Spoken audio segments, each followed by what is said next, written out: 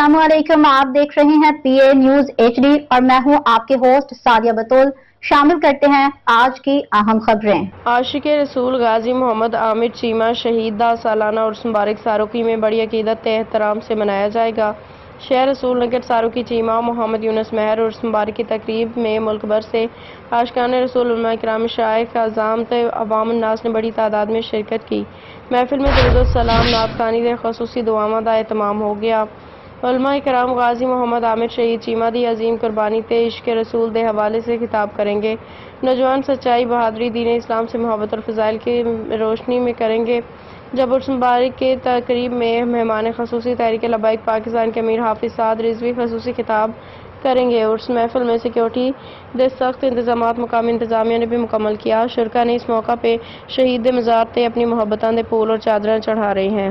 News studio से अब तक के लिए इतना ही। मजीद खबरों और अपडेट्स के लिए देखते रहिए PA न्यूज HD।